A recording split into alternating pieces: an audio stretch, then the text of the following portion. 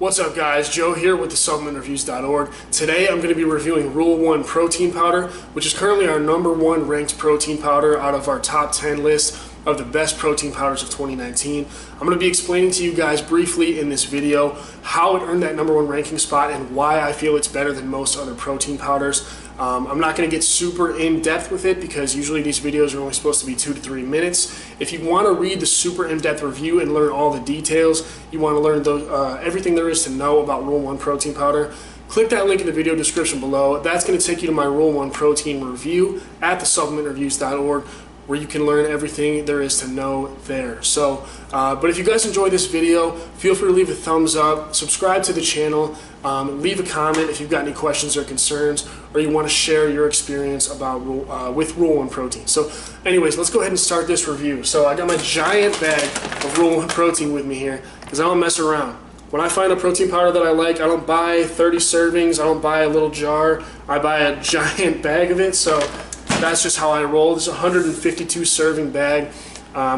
Obviously, I'm a big fan of Rule 1, and I'm a big fan of Rule 1 protein, as you can see with this enormous bag. So let's talk a little bit about why I'm such a big fan of Rule 1 protein and why I bought this huge bag of it. So really the main reason why I like Rule 1 protein and why I would endorse any other protein powder, generally speaking, is the protein blend itself. So what type of protein is being used? This is super important.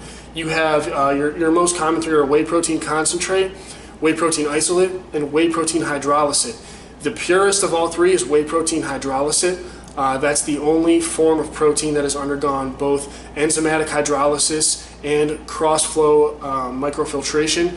So whey protein isolate has undergone cross-flow microfiltration, but not enzymatic hydrolysis. And so isolate is better than concentrate. But what a lot of people don't understand is that hydrolysate is even better than isolate. So that's kind of a little known fact. And I used to take a protein powder that was 100% whey protein hydrolysate. It was temporarily discontinued, unfortunately, but this one will do just fine because, like I said, it's purely isolate and hydrolysate. There's no concentrate in there, and that's really the main point. I recommend avoiding concentrate at all costs.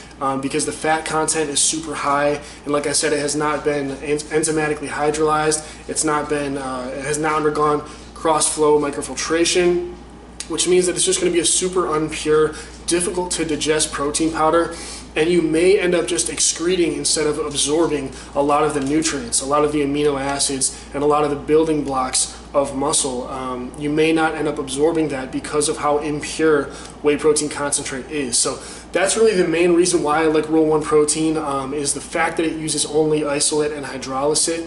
I tend to stick only with, before they discovered hydrolysate and then started making hydrolysate protein powders, I used purely isolate only.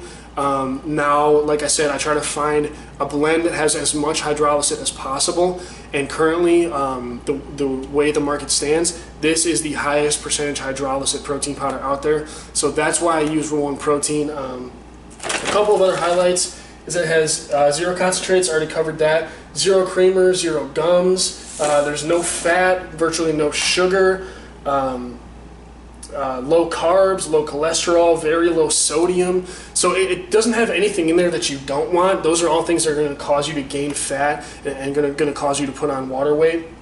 Those are things that you don't want. It leaves all of that out, and it keeps the things that you do want in, like super high amino acid count, a lot of BCAAs, and a super pure protein source. That's what counts. Those are the things that matter. So it's all about leaving out the things that could be detrimental to your health while including the things that can be super beneficial and help you to build muscle and recover from your workouts properly. So that's kind of the summary of why Rule 1 protein is currently my favorite protein powder.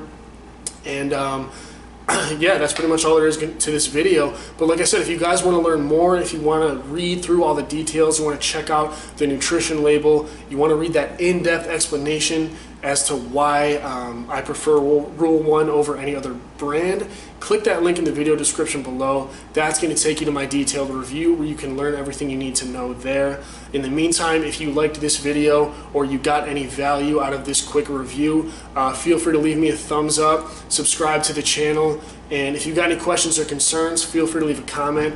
If you want to talk about Rule 1, you got an experience with their protein powder that you want to share, feel free to leave that in the comments. I'd love to hear about it. And yeah, that's it. Thanks for watching, guys.